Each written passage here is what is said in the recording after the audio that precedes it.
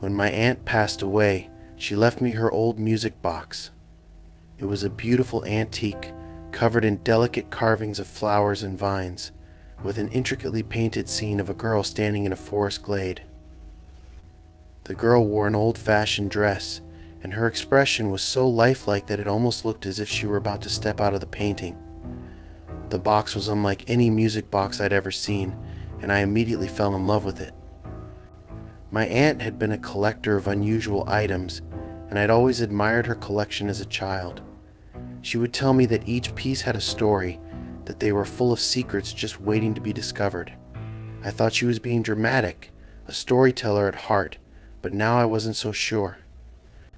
When I first brought the music box home, I placed it on my bedside table and wound it up, curious to hear the tune. The melody that played was hauntingly beautiful, slow and lilting, like a lullaby from another time. As the notes filled the room, I felt an inexplicable chill run down my spine. It was almost as if the room grew colder with each note, and I couldn't shake the feeling that someone was watching me. I told myself it was just my imagination, that I was being silly, and soon enough I forgot about it. Over the next few days, strange things began to happen. I would wake up in the middle of the night to find the music box open and playing, even though I hadn't touched it since I first wound it. The melody would drift through the darkness, eerie and unsettling, filling the silence of my room. Each time I would get up, close the lid, and make sure it was tightly shut, but it would always be open again by morning. I started to feel uneasy around the box, but I couldn't bring myself to get rid of it. It was, after all, a piece of my aunt's legacy, and part of me wondered if she'd meant for me to have it for a reason. Maybe she had known something about it, something she hadn't told me. But as the days went on, the incidents became more disturbing. One night, I heard the melody playing again, soft and faint. I sat up in bed, squinting in the darkness, and froze when I saw the girl painted on the lid. She looked different. Her expression had changed. Where she had once looked serene, now she seemed to be staring directly at me, her eyes wide and hollow, as if pleading for help. A shiver ran through me, and I closed the lid, telling myself it was a trick of the light. I tried to sleep, but I kept waking up, feeling as if someone was in the room with me. It wasn't just the music box, there was a presence, an unshakable feeling of being watched. I started to dread the nights, the moments when I would hear the music box start playing on its own. I decided to do some research, hoping to find out more about the box's origins. I went through my aunt's old letters and journals, looking for any mention of the music box, but found nothing. Frustrated, I took the box to an antiques dealer and tealer in town, an older man who specialized in rare items. He inspected the box carefully, tracing his fingers over the carvings, his expression growing more serious.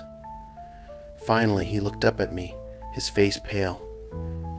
He told me that the music box was very old, likely crafted in the 1800s, and that similar boxes were sometimes used in memorials for lost loved ones.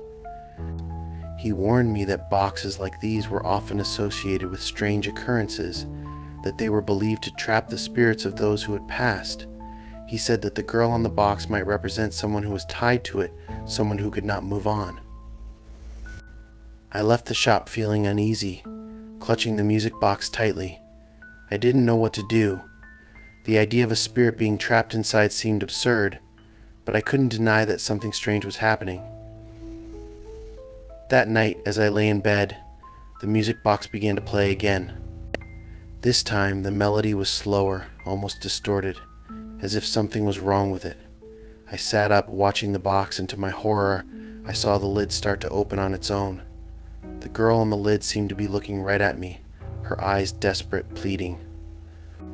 I felt a chill in the air, a heaviness that made it hard to breathe, and then I heard a whisper. It was faint, barely audible, but I was certain I heard a voice say, "Help me." Panic set in. I grabbed the music box and ran out of the house, stumbling into the cold night air. I drove back to the antiques dealer's shop, pounding on the door until he answered. I told him everything, my voice shaking, and he listened quietly, nodding. He took the music box from me, examining it one last time, and told me he would take care of it. He didn't elaborate, and I didn't elaborate, and I didn't. All I wanted was for the nightmare to be over, to never hear that haunting melody again. I went home, exhausted but relieved, and finally managed to sleep. The house felt lighter without the box, as if a weight had been lifted. I never went back to the shop, and I never asked the dealer what he did with the box. Some things, I realized, were better left a mystery. To this day, I still think about that music box, about the girl whose face seemed to change, whose voice I could almost hear. I wonder if she found peace, or if she's still out there, waiting for someone to help her. But I'll never go looking for answers. Whatever was tied to that box, I'm just grateful it's no longer tied to me.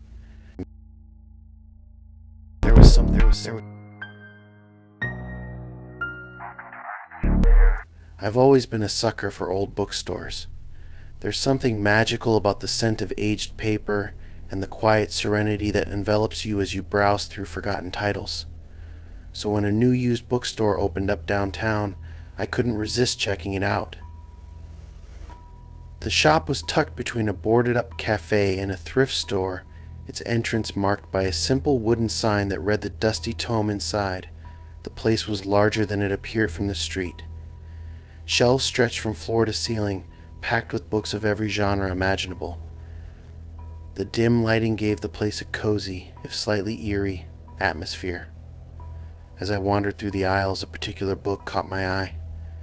It was bound in dark leather, with no title on the spine. Intrigued, I pulled it off the shelf. The cover was adorned with intricate symbols that I didn't recognize, and the pages were yellowed with age. Flipping it open, I found that the text was handwritten in an elegant script. The language was unfamiliar, but the illustrations, detailed sketches of plants, stars, and strange creatures, were captivating. A small note fell out from between the pages. It read, "For those who seek knowledge beyond understanding." I felt an inexplicable pull toward the book. Even though I couldn't read it, I decided to buy it.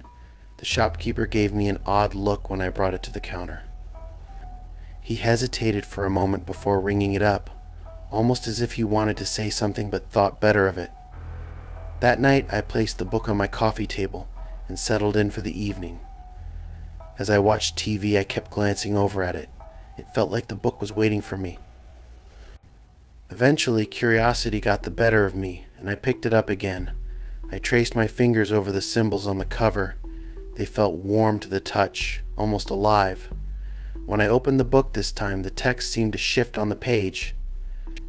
The once unintelligible script began to make sense, the letters rearranging themselves into English. The first line read, "To unlock the secrets of the universe, one must first listen to the whispers." A chill ran down my spine. I rationalized it as a clever trick. Perhaps it was an old language that my brain was slowly deciphering. As I delved deeper into the book, the room around me faded away. Hours passed unnoticed. The content was a mix of astronomical observations, herbal recipes, and philosophical musings. Yet there was an undercurrent of something darker, a sense that the knowledge contained within was not meant for ordinary people. Suddenly I heard a faint whisper. I looked up, but my apartment was empty. Shaking it off, I returned to the book. The whisper came again, clearer this time. It was my name. Feeling uneasy, I closed the book. The whispers stopped. I told myself I was just tired and decided to go to bed. That night I dreamt of endless corridors filled with doors, each one leading to a different star-filled sky. Over the next few days, the whispers grew more frequent. They started as barely audible murmurs, but gradually became clearer, more insistent. They spoke of places and things I had never heard of, ancient cities, celestial events, and cryptic prophecies. I began to see shadows flickering just out of sight. Objects in my apartment weren't where I left them. At one point, all the clocks stopped at exactly 3:15 a.m. My friends noticed I was distracted and distant. I didn't dare tell them about the book or the whispers. How could I explain something I didn't understand myself? Driven by a mix of fear and curiosity, I decided to consult a linguistics professor at the university where I worked. I hoped he could shed some light on the origins of the book. When I showed it to him, his reaction was immediate and unsettling. His face went pale, and he pushed the book back toward me. He said it would be best if I destroyed it and refused to say anything more. As I left his office, he warned me not to dig any deeper. That only made me more determined. I spent hours online, searching for any information about the symbols and the content. Eventually, I stumbled upon a forum dedicated to occult studies. One of the threads discussed a legendary tome known as the Whispering Book, said to be a conduit between our world and others beyond comprehension. According to the lore, the book chooses its reader, revealing knowledge that can drive one to madness. Those who read it are haunted by whispers from entities that exist in the spaces between realities. Panic set in. I tried to rid myself of the book, tossing it into a dumpster miles away from my apartment. But when I returned home, it was sitting on my coffee table, as if it had no... The whispers grew louder, now a constant presence. They pleaded, demanded, and sometimes screamed. Desperate, I sought out a reclusive occultist rumored to deal with such artifacts. Finding him was a challenge in itself, but I was running out of options. When I met him, he examined the book with a grave expression. He confirmed my worstfears.it was a gateway, and by reading it, I had invited something into my life. He offered a ritual that might sever the connection, but it required a personal sacrifice. Without hesitation, I agreed. The ritual was complex, involving herbs, incantations, and the drawing of protective sigils around my apartment. As we conducted the ritual, the atmosphere grew heavy. The whispers turned into screams, and shadows twisted into horrific shapes. It felt like reality was tearing apart. The occultist urged me to focus, to resist acknowledging the entities trying to break through. At the climax of the ritual, there was a deafening silence followed by a shockwave that knocked me off my feet. When I came to, the apartment was still. The oppressive presence was gone, and the book lay open on the floor, its pages blank. The occultist informed me that the ritual had worked, but the cost was significant. A part of me.my sense of wonder, perhaps, had been used to close the gateway. He warned me to steer clear of such things in the future, as the entities now knew my name. Since then, life has returned to a semblance of normalcy. But sometimes, in the quiet moments between waking and sleep, I think I hear faint whispers reminding me that some doors once opened are never fully closed. I've locked the book away, encased in layers of protective materials, and hidden where no one should find it. Part of me thinks I should have destroyed it, but another part fears what might happen if I tried. I've learned that not all knowledge is meant to be pursued, and that some curiosities can lead to perilous paths. If you ever come across a book with no title and symbols that seem to shift under your gaze, leave it be. Trust me, some stories are better left unread.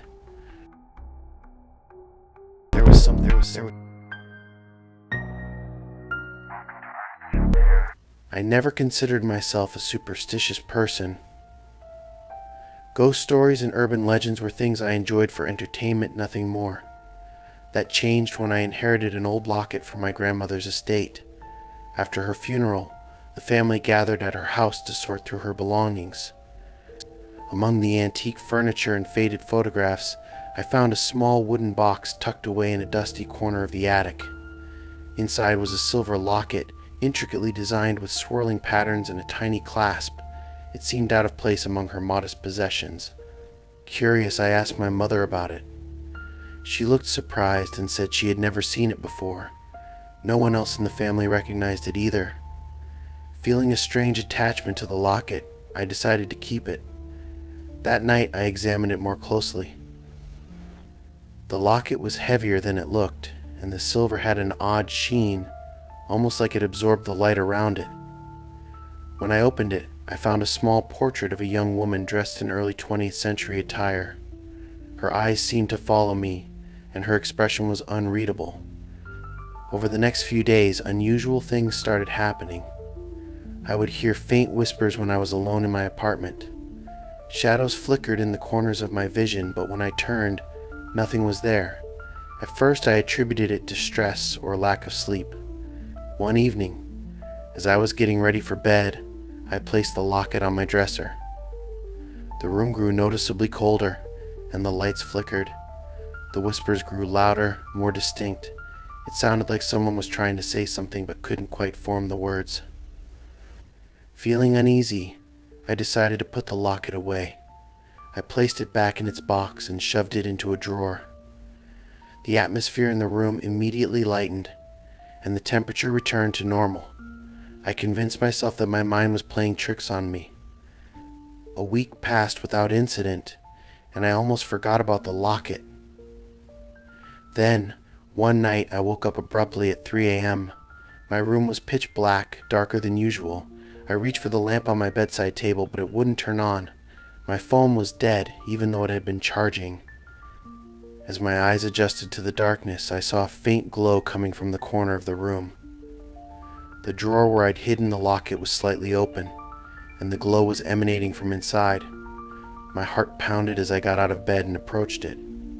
The whispers returned, louder and more insistent. This time I could make out a single word held by opened the drawer, and the locket was glowing softly. Gathering my courage, I opened it. The portrait inside had changed. The young woman's eyes were now wide with fear, and tears streaked down her face. A sudden gust of cold air swept through the room, and the whispers turned into agonized wails. Panicking, I slammed the locket shut and threw it back into the drawer. The room fell silent, but the oppressive feeling remained. The next day, I decided to research the locket's origin. I visited antique shops and consulted with a local historian. Finally, I found a reference to a locket matching its description in an old newspaper article from 1910. According to the article, the locket belonged to a woman named Elizabeth Ward, who disappeared under mysterious circumstances. Locals believed she was involved in dark rituals, and her locket was rumored to be cursed. Anyone who possessed it would be tormented by restless spirits until they lost their sanity. Armed with this information, I knew I had to get rid of the locket. I considered selling it or giving it away, but worried that someone else might suffer because of it. Burning it seemed risky, as I didn't know what that might unleash. I decided to return it to where it came from. Using information from the historian, I located the old Ward estate, now an abandoned mansion on the outskirts of town. That night I drove out there, the locket secured in its box on the passenger seat. The mansion was in ruins, overgrown with vines and surrounded by dead trees. The atmosphere was heavy, and the air smelled of decay. I made my way inside, the floorboards creaking underfoot. I found what appeared to be a parlor room, with a crumbling fireplace and tattered furniture. Placing the locket on the mantel, I whispered that I was returning it and meant no harm. As I turned to leave, a shadow moved across the room. Frozen in place, I watched as the figure of a woman materialized. She looked like the portrait in the locket, but appeared gaunt and hollow-eyed. She gazed at me with a mix of sorrow and relief. In a voice that sounded like wind through the trees, she thanked me. The weight in the room lifted, and the oppressive feeling dissipated.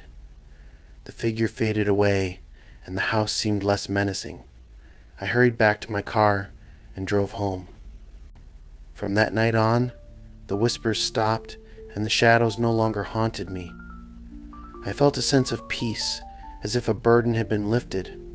I learned that some things are better left alone and that not every curiosity needs to be satisfied.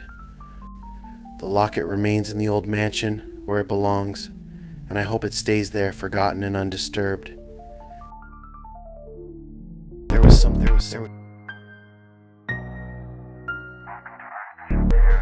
I've always been fascinated by antiques.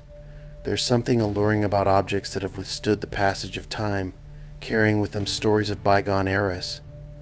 So when I stumbled upon a quaint little shop called Timeless Treasures during a weekend getaway, I couldn't resist stepping inside.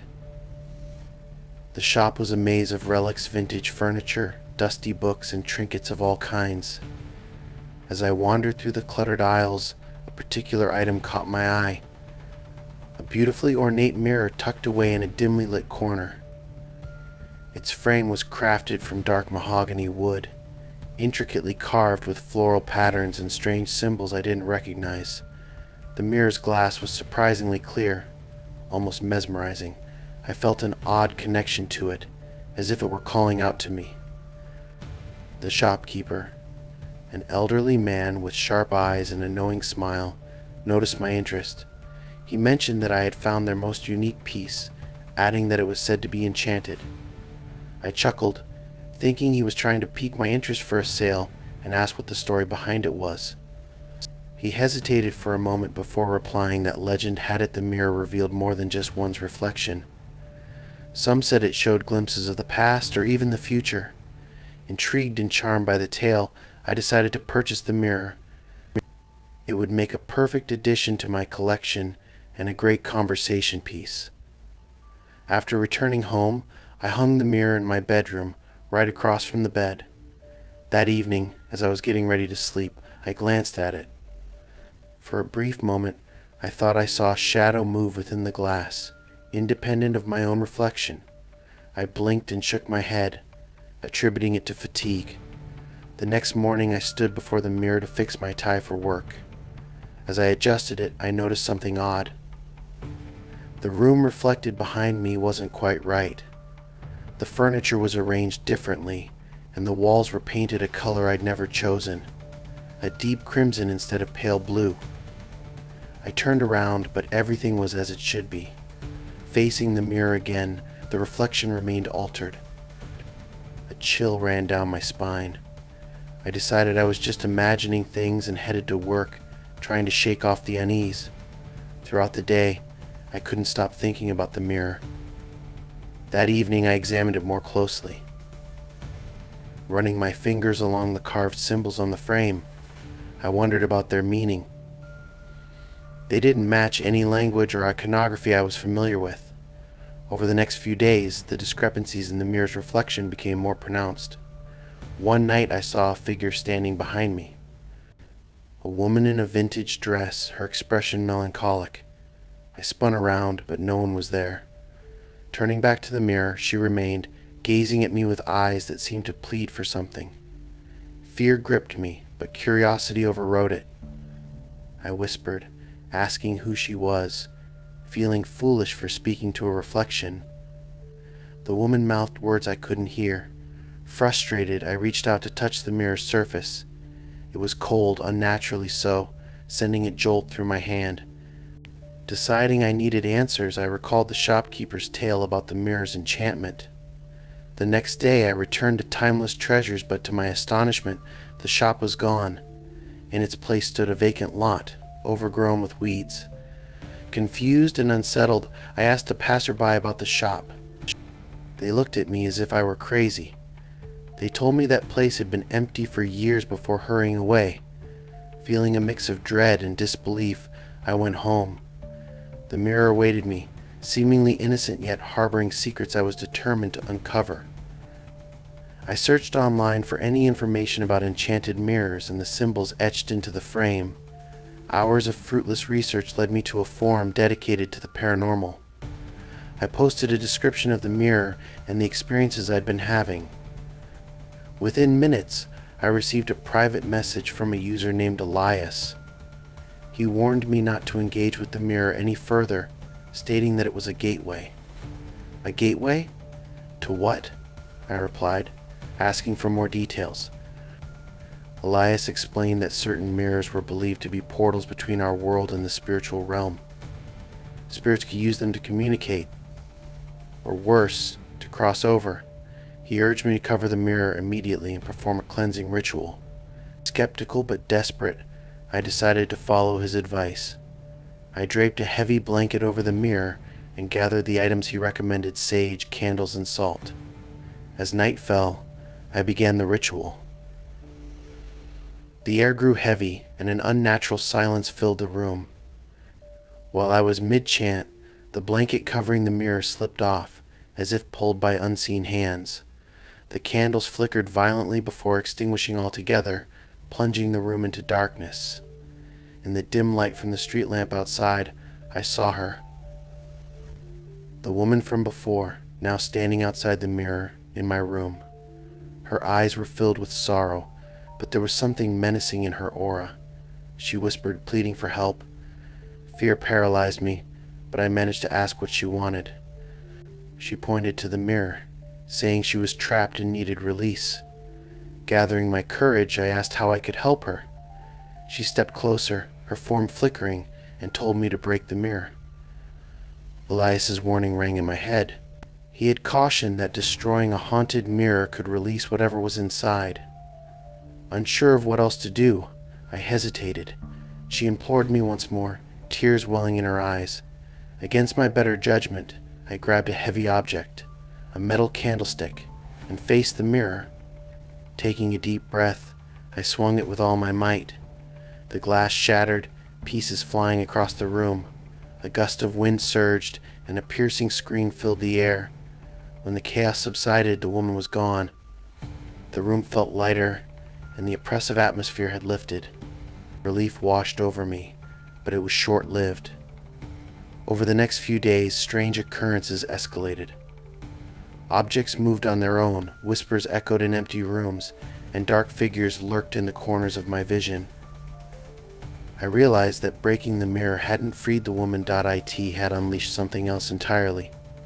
Desperate, I reached out to Elias again. He responded grimly, stating I should not have broken the mirror and that the barrier was gone. He explained that the mirror acted as a containment vessel. By destroying it, I had allowed the trapped entities to enter our world unchecked. The only solution now was to seal the gateway by repairing the mirror and performing a complex binding ritual. I retrieved the shattered pieces of the mirror and painstakingly glued them back into the frame. The reflective surface was a mosaic of cracks, but it would have to do. Following Elias's instructions, I gathered rare herbs and drew intricate sigils around the mirror. As I conducted the ritual, the disturbances intensified. The temperature plummeted, and disembodied voices filled the air, pleading, threatening, mocking. Shadows coalesced into grotesque forms, inching closer. I fought to maintain focus, reciting the incantations despite the terror surrounding me. Just as the entities closed in, a blinding light emanated from the mirror, and a shockwave erupted, knocking me unconscious. When I awoke, the mirror was whole, its surface pristine as if never broken. The house was silent, the oppressive energy gone. Exhausted but hopeful, I contacted Elias to tell him what happened. He cautioned me to be careful, explaining that while the seal was restored, the mirror remained a powerful conduit. He advised me to keep it covered and hidden away, stating that under no circumstances should I use it again. I took his advice to heart. The mirror now resides in my attic, wrapped securely and locked inside a sturdy chest. I've considered getting rid of it, but part of me fears passing the burden on to someone else. This experience taught me a valuable lesson. Some antiques carry more than just historical value. They hold secrets and dangers beyond our understanding. So if you ever find yourself drawn to an object that seems too alluring, trust your instincts and walk away. Curiosity can open doors that are better left closed. There was something